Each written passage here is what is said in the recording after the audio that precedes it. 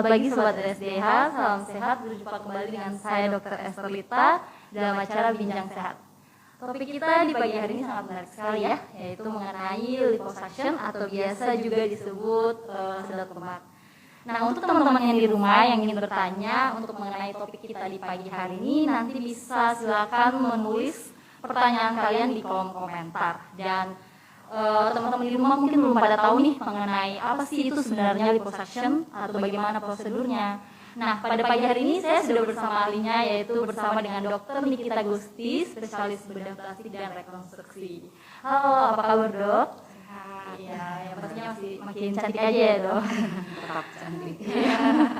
Mungkin dokter bisa, teman-teman di rumah ini belum pada tahu mungkin supaya bisa mengenal dokter lagi nih. Mungkin izin Dok bisa menjelaskan secara singkat atau memperkenalkan diri dulu secara singkat nih Dok pada teman-teman di rumah. Oke. Jadi halo Sobat Insta, senang sekali bisa ngisi acara hari ini. Jadi, saya Dr. Nikita Gusti, spesialis bedah plastik, rekonstruksi dan estetik. Saya saat ini bekerja di Rumah Sakit Dian Harapan di Jayapura. Oh ya Dok, berarti selalu di sini ya dokter, ya stay-nya. Oke Dok. Mungkin kita langsung saja Dok membahas topik kita di pagi hari ini, yaitu mengenai liposuction ya Dok. Nah, mungkin teman-teman di rumah nih Dok, banyak mungkin yang belum pede atau percaya diri mengenai tubuh mereka ya Dok, atau mungkin teman-teman yang di rumah masih penasaran belum mengetahui nih bagaimana sih atau apa sih itu liposuction atau bagaimana prosedurnya. Mungkin kita langsung saja nih Dok, kira-kira apa sih itu sebenarnya liposuction Dok? Mungkin dokter bisa menjelaskan sedikit pada teman-teman sobat di rumah nih. Jadi dari definisi aja ya, lipo kan lemak artinya, iya. Suction artinya Disedot ya. Secara gampangnya itu artinya sedot lemak. Jadi itu merupakan suatu prosedur estetik yang tujuannya adalah untuk mengkontur dari badan tubuh. Jadi di mana letak tempat yang lemak itu maladisposisi, nggak oke, ya, bulging, terus nggak indah dilihat. Nah itu bisa kita lakukan contouring dengan prosedur liposuction ini. Jadi kan estetik ya, kontur tubuh itu sudah merupakan kebutuhan sekunder mungkin di zaman sekarang. Jadi nggak orang, jadi kita tuh perlu gitu loh untuk tampil baik, tampil kelihatan oke ya, terutama untuk orang-orang yang pekerjaannya mungkin harus berinteraksi dengan orang-orang, harus dilihat ya. Jadi liposuction ini merupakan pilihan untuk mengkontur dari badan. Oh ya. Jadi biar mendapatkan lekukan tubuh ya Dok yang lebih sempurna atau lebih istilahnya lebih enak dilihat gitu ya Dok. Nah, mungkin kira-kira sebenarnya aman nggak sih Dok untuk dilakukan liposuction atau sedot lemak itu? Kira-kira aman ya berarti ya Dok? Jika prosedur ini dilakukan dengan benar, kemudian screeningnya dilakukan juga dengan tepat, jadi ini merupakan salah satu prosedur yang aman. Tapi perlu diingat kalau liposuction ini bukan merupakan tindakan untuk mengurangi berat badan secara instan. Jadi ini bukan misalnya nih dokter misalnya berat badannya 60 gitu kan, datang ke kita dokter bedah plastik terus pengennya, oh dok saya pengen beratnya 50, tolong kurangin dong 10 kilo lemak saya gitu dengan prosedur sedot lemak. Ini bukan merupakan suatu tindakan yang seperti itu. Jadi itu bukan merupakan tindakan untuk mengurangi berat badan secara instan. Nah, jadi ini merupakan suatu prosedur untuk contouring gitu. Nah, kalau misalnya boleh, oke, ada macam-macam nih liposuction ya. Ada yang liposuction suction assisted, jadi dengan kanul, kemudian nanti dihubungkan dengan semacam alat untuk menyedot lemaknya itu. Kemudian ada juga macam-macam lagi yang lain seperti power assisted, ultrasound, kemudian fase laser dan sebagainya. Tapi pada dasarnya ini menggunakan sistem kanul, kemudian nanti lemaknya itu kanulnya dimasukin ke dalam kulit ya, sukutan ya, lemak sukutannya itu nanti kita lakukan suctionnya dengan area-area target di daerah lengan, punggung, perut ya, pinggul, terutama di daerah ini love handle, kemudian daerah perut ya, mungkin itu yang paling sering dilakukan liposuction. Kemudian nih kalau misalnya daerah lengan, daerah gelambir itu juga merupakan target untuk dilakukan liposuction ini. Jadi boleh lagi? Oke, jadi lemak yang diambil itu adalah lemak yang di bawah kutis. Jadi lemak kutis itu ada macam-macam ya. Jadi ada yang benar-benar di bawah kulit langsung, jadi superficial kita bilang. Jadi kalau bisa dilihat tuh ada di bawah kulit langsung, jadi nempel ke kulit. kemudian ada yang di bagian intermediate dan ada di bagian deep. Jadi yang nanti kita ambil itu adalah yang di daerah intermediate dan yang deep ini. Itu merupakan target di mana kita akan melakukan liposuction. Begitu. Ini merupakan area yang aman untuk dilakukan sedot lemak. Jadi bukan lemak yang di dalam tubuh itu bukan intra luminal itu bukan, tapi lemak di bawah kulit yang kita bentuk agar nanti mengikuti kontur yang baru. Jadi diharapkan nanti tubuh kita tuh bentuknya lebih lebih berbentuk gitu ya dok. Berarti misalnya tadi yang dokter jelaskan berat badan saya 50 terus saya minta 40, berarti bukan kayak gitu ya dok, lebih tetap lemaknya tetap ada gitu ya dok, atau tidak disedot cuman tetap ada cuman lebih membentuk begitu ya dok. Jadi lemaknya memang dikurangi. Terus kemudian kita ibaratnya itu kita susun ulang. Jadi biar dia yang harusnya mungkin bentuknya nggak oke gitu kayak awan gitu, terus nanti kalau udah dikontur dia jadi kayak gitar Spanyol gitu. Jadi lebih berbentuk nih teman-teman ya. Jadi kurang lebih seperti itu ya. Nah jadi kayak gini nih, misalnya lihat yang di gambar atas itu kan bentuknya kayak kurang oke gitu kan, dari mulai dari terang ke bawah ini ya, itu kan bentuknya kayak bergelombang ya, konturnya kurang baik. Nah kemudian kita lakukan prosedur ini yang kita sebut sebagai liposuction tadi, di mana kita masukkan kanul itu ke dalam kulit seputan, kemudian targetnya adalah lemak-lemak yang di bawah kulit. Nah nanti hasilnya adalah kontur yang baru dengan bentuk yang lebih estetik kita bilang ya, enak dilihat ya berarti gitu. Nah terus teman-teman yang di rumah yang ingin bertanya silakan langsung menulis pertanyaannya ya di kolom komentar, saya nanti berikan kesempatan juga. Nah dok, berarti kira-kira ada nggak sih dok kira-kira buat orang-orang nih, teman-teman yang di rumah nih, yang siapa saja yang sebenarnya yang paling membutuhkan liposuction, apakah semua orang bisa atau cuma hanya beberapa teman-teman saja nih, atau beberapa ada pasien khusus nih, atau bagaimana dok? Jadi memang tindakan liposuction ini kan tujuannya adalah mengontur ulang dari badan ya, tubuh. Jadi ininya syarat utamanya adalah kulitnya itu tonusnya masih baik dan lemaknya juga tidak numpuknya itu yang berlebihan, tidak ada kulit yang berlebihan juga, tidak kendur kulitnya. Jadi intinya masih bagus, cuman bentuknya aja yang nggak oke. Nah itu merupakan target dilakukan liposuction.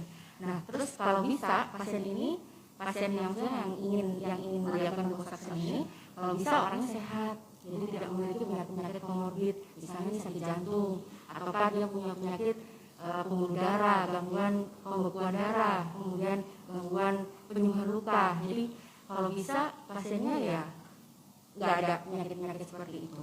Iya berarti yang bebas dari komorbidnya dong. Terus satu lagi, sebenarnya ini merupakan prosedur yang kita bisa lakukan contouring ya untuk badan kita lebih lagi. Tapi sebenarnya tindakan yang pertama yang harus dilakukan adalah modifikasi dari gaya hidup. Jadi liposuction itu hasilnya akan maksimal ketika gaya hidupnya juga berubah gitu. Jadi nggak menutup kemungkinan habis di liposuction kalau makannya nggak beraturan lagi, nggak olahraga, malas-malasan dia, ya balik lagi nanti jadi bentuknya seperti nggak estetik lagi. Jadi kayak kita ibarat liposuction itu nggak guna gitu, karena balik lagi ke sebelum dilakukan liposuction gitu. Jadi memang modifikasi gaya hidup itu yang utama. Jadi kalau barengan hasilnya nanti lebih oke. Berarti setelah dilakukan liposuction berarti harus juga melakukan gaya hidup yang sehat juga ya dok? Iya, itu pasti. Nah untuk usia nih dok, nah kira-kira ada batas usia nggak sih dok, atau sampai 50 tahun ke atas bisa atau bagaimana nih dok? Oke, boleh dilanjut. Ya, satu lagi. Ya, oke. Jadi memang ini diindikasikan untuk pasien-pasien atau sobat-sobat yang kulitnya masih oke, tonusnya masih oke ya, lemaknya juga nggak terlalu banyak-banyak amat. Karena kita ada prosedur lain untuk contouring ini. Kalau misalnya kulitnya ada lebih ya kendur, nah itu nanti mungkin perlu dilakukan prosedur bukan ini lagi. Jadi memang ini diindikasikan untuk orang-orang dengan tonus otot, tonus kulit yang masih baik. Jadi kalau misalnya ini udah kendur ya, mungkin sudah usia, terus kemudian dia konturnya mau nggak baik, tapi ada problem lain di badannya dia, misalnya kulitnya gelambir. Nah itu udah beda lagi prosedurnya. Udah bukan pakai liposuction lagi. Nah itu harus ada dikurangin lagi kulitnya, kemudian ada prosedur untuk operasi untuk mengurangi kelebihan itu. Gitu. Berarti beda ya dok. Tidak, kalau misalnya sudah usia 50 tahun dengan kulit yang kendor, berarti prosedurnya beda lagi ya dok. Nah, jadi memang kita harus lihat dulu. Jadi ketika kalau misalnya ada sobat datang ke kita ya kan konsultasi, kan kita pasti lakukan pemeriksaan. Jadi pemeriksaan seluruh tubuh kita nilai dulu. Kalau misalnya seandainya dia usia 50 tahun tapi tonusnya masih bagus, misal, ya mungkin masih bisa dilakukan ini. Tapi kalau ternyata problemnya ketika kita lakukan pemeriksaan itu ada kulit yang kendur, ya lemaknya udah di mana-mana, jadi udah generalize, jadi udah banyak banget, jadi udah bukan ini lagi.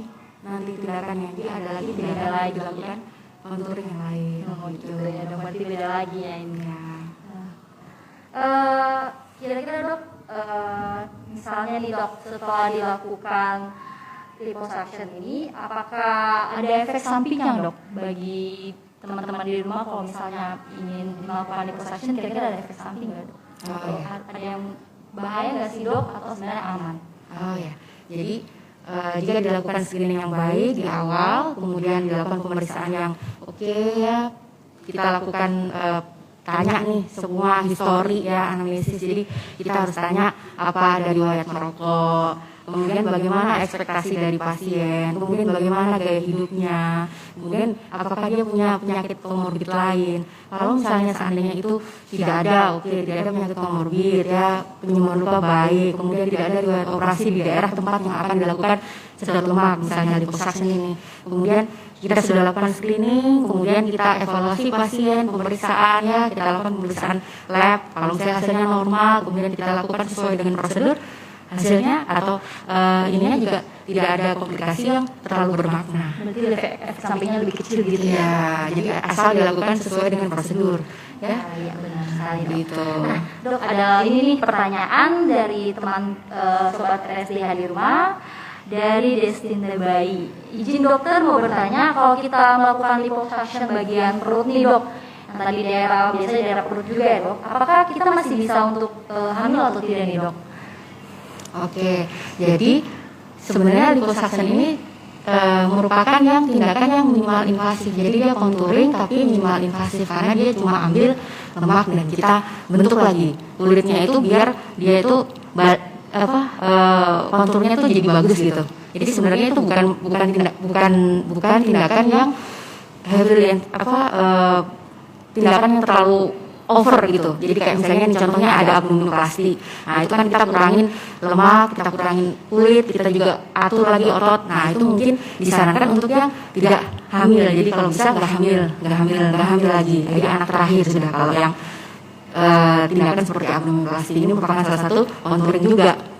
Jadi body contouring juga. Nah, kalau liposuction ini karena tindakannya cuman di bagian hanya ambil kulit kemudian dipres lagi di kontur ya, jadi boleh hamil, nggak ada masalah. Nggak ada masalah. Kalau liposuction lebih di bawah kulitnya itu yang disedot lemaknya ya, bukan yang dalam-dalam itu bukan. Jadi aman ya sebenarnya teman-teman di rumah, kalau misalnya mau dilakukan liposuction nih atau sedot lemak itu sangat aman. Jadi masih bisa hamil atau masih bisa hamil kok ya.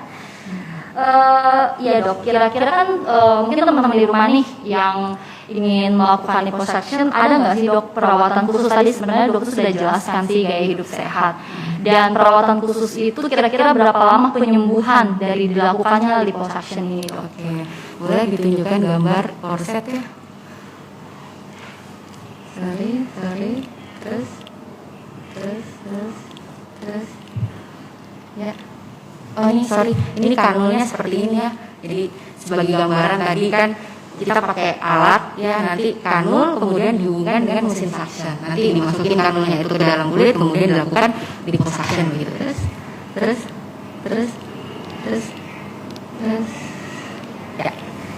Jadi nanti setelah dilakukan liposuction itu kita bilang ada baju khusus setelah operasi. Jadi ini namanya compression garment. Nah ini dipakai karena kan memang tujuannya dari liposuction ini adalah untuk mengkontur lagi. Jadi yang tadinya dia bentuknya kurang sesuai, dibuat dia jadi bentuk yang lebih estetik dengan cara habis dilakukan liposuction dia dikompres. Jadi biar nanti kulit dengan lemak itu menyesuaikan dengan kondisi yang baru, di mana lemaknya itu udah dikurangi. Jadi nanti tubuh itu lemaknya itu akan menyesuaikan lagi, dibantu dengan ini namanya compression garment, korset khusus lah setelah dilakukan liposuction. Nah ini yang memang harus dipatuhi. Ini dipakai sampai dengan 6 minggu setelah operasi. Jadi dipakai 24 jam, dilepas hanya ketika mandi. Jadi nggak nyaman karena ini kan memang didesain khusus untuk setelah operasi. Jadi ini beda sama korset-korset biasa. Korset biasa aja udah gak nyaman ya kadang-kadang, ketat gitu. Ini lebih ketat lagi karena kan tujuannya nanti untuk mengkompres kulit itu biar dia ikut kontur yang baru. Jadi lemak dan kulitnya jadi ikut, jadi biar bagus gitu. Berarti lebih sesuai gitu ya.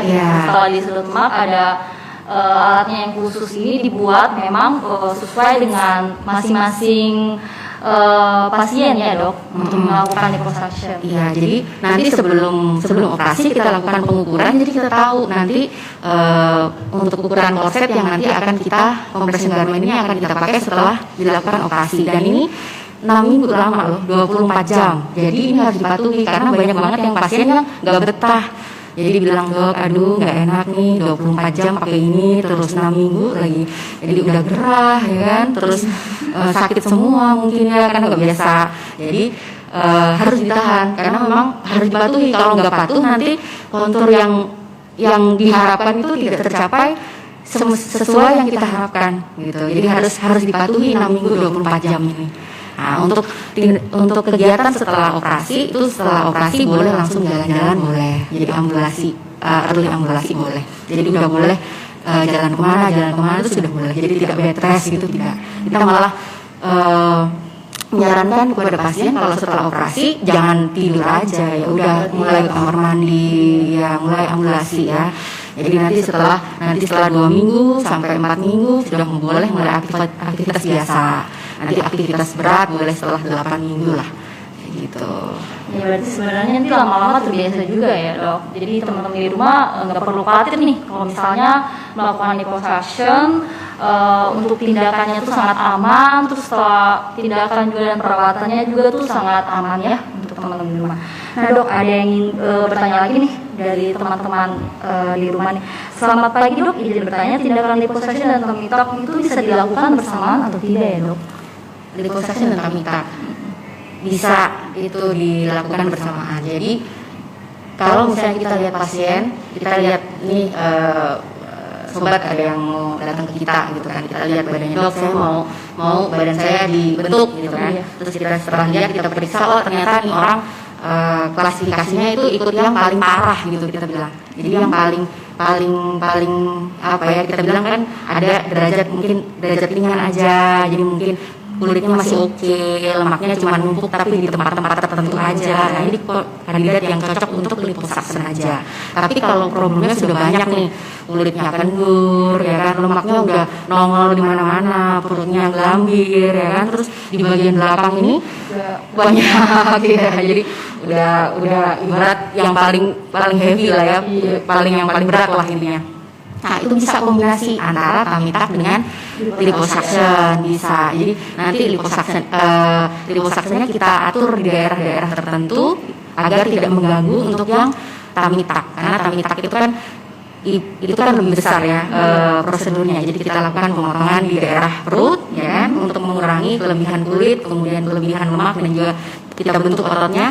Nah di situ ada prinsip-prinsip yang tidak boleh berseberangan dengan liposuctionnya. Jadi nanti kita atur liposuctionnya harus di mana nanti agar tidak bentrokan itu biar sinergis gitu. Jadi tidak malah nanti di liposuction akhirnya tummy tucknya jadi nggak oke gitu. Sebenarnya bisa dilakukan bersama. Tapi beda tempat ya dok. Ya, liposuctionnya sendiri, tummy tucknya sendiri. Cuma kalau secara bersamaan berarti sangat aman ya. Berarti nggak masalah ya dok. Aman.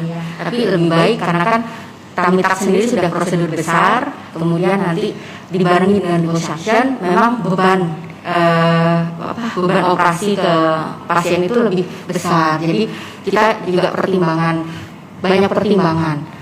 Ketika lihat pasien itu, lihat kondisi pasien juga, lihat kondisi badannya juga, kemudian lihat banyak faktor. Kalau bisa ya mungkin lebih aman dilakukan setelah gitu. Misalnya nih tummy tuck dulu, terus nanti kita evaluasi hasilnya, oh ternyata masih perlu liposuction.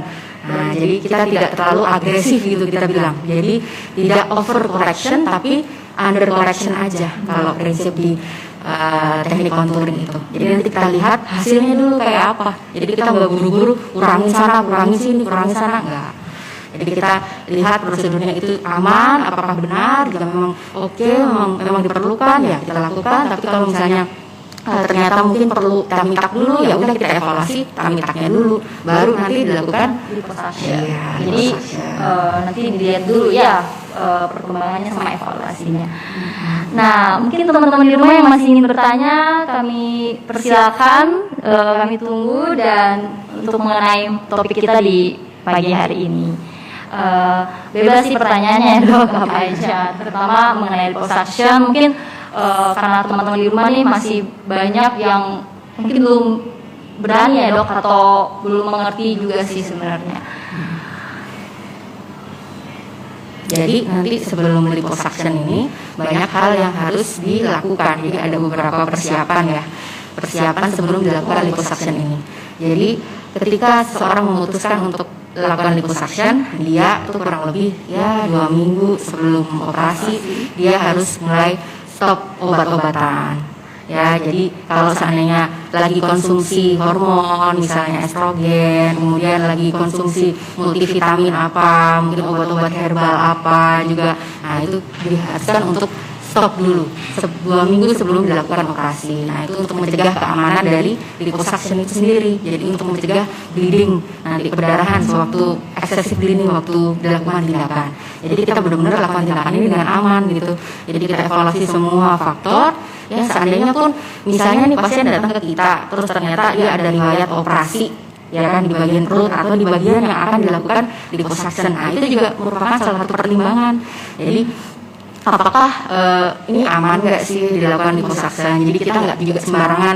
Misalnya ada pasien datang kemudian minta liposuction, dok saya mau liposuction di sini, saya mau liposuction di situ. Tidak bisa langsung ya. Jadi kita harus evaluasi kan.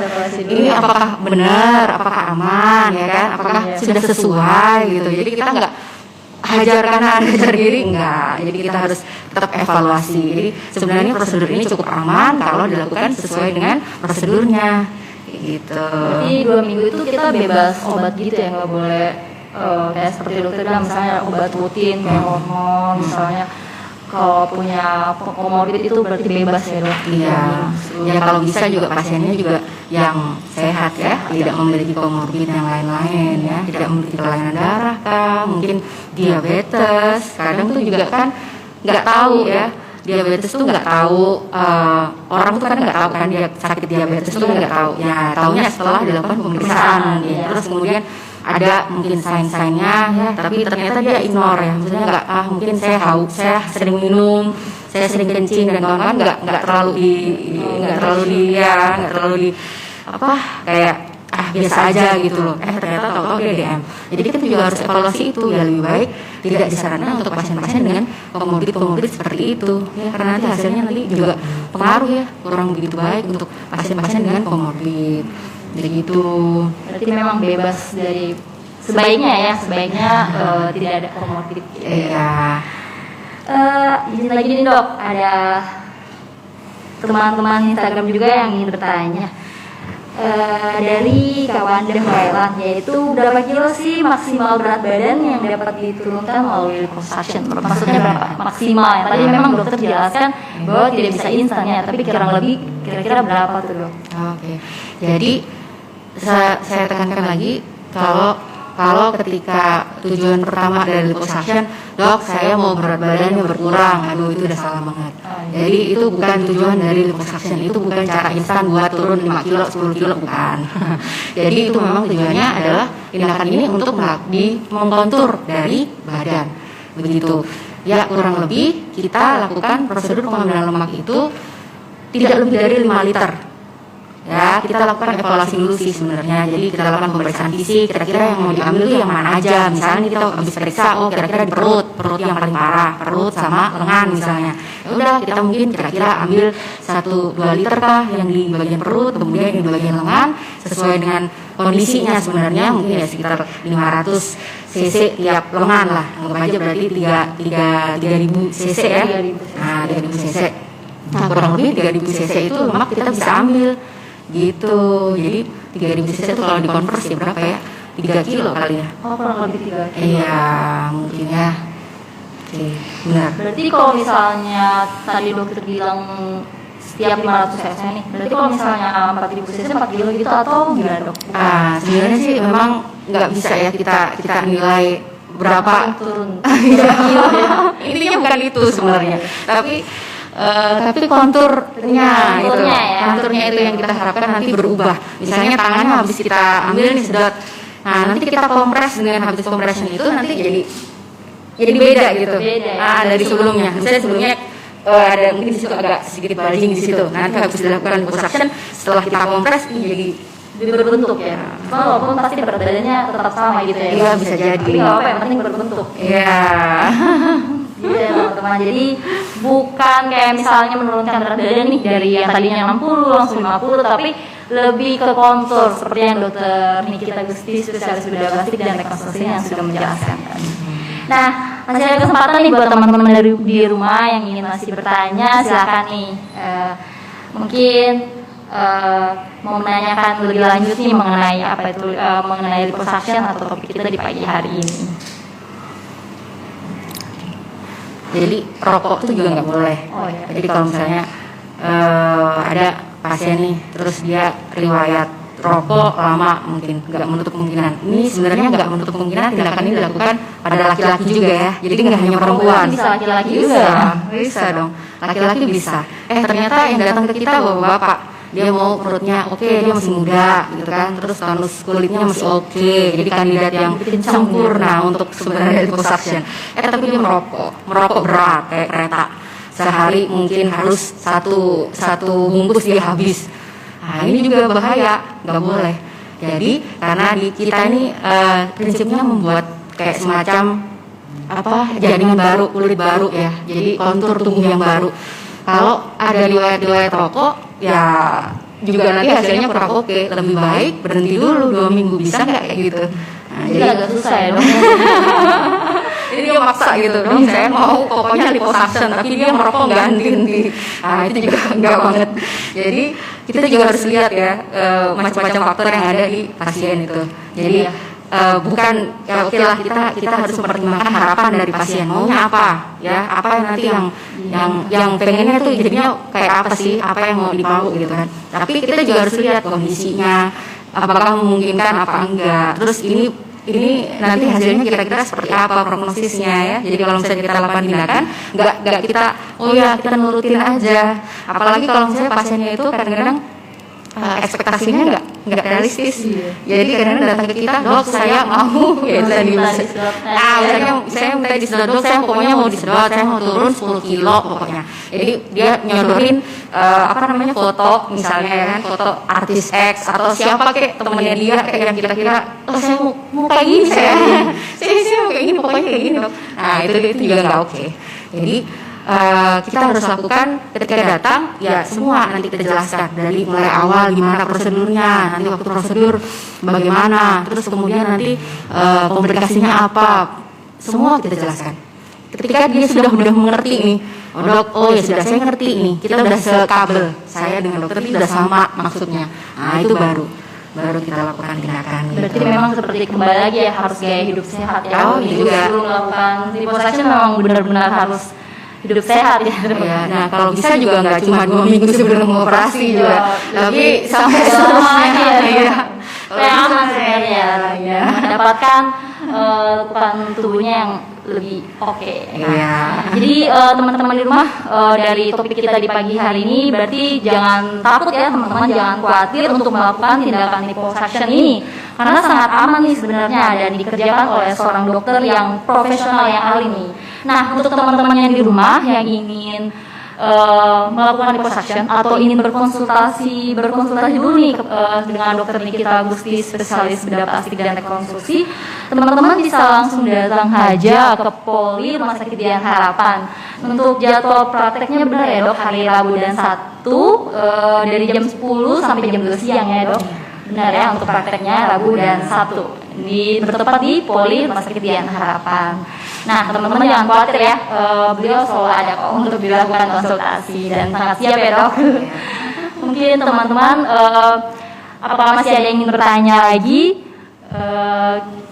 Mungkin itu aja kali ya dok untuk topik kita di pagi hari ini. Terima kasih banyak nih dok sudah menyempatkan waktunya untuk berbincang-bincang sehat bersama kita di pagi hari ini, dan semoga topik kita di pagi hari ini mengenai liposuction sangat berguna ya dok bagi teman-teman di rumah. Membuka wawasan. Iya. Jadi nggak takut gitu kan? Iya, jadi nggak takut ini melakukan liposuction, takutnya kiranya yang membuka bedah secara besar ya dok, tidak ya, ternyata cuma hanya disodot gitu.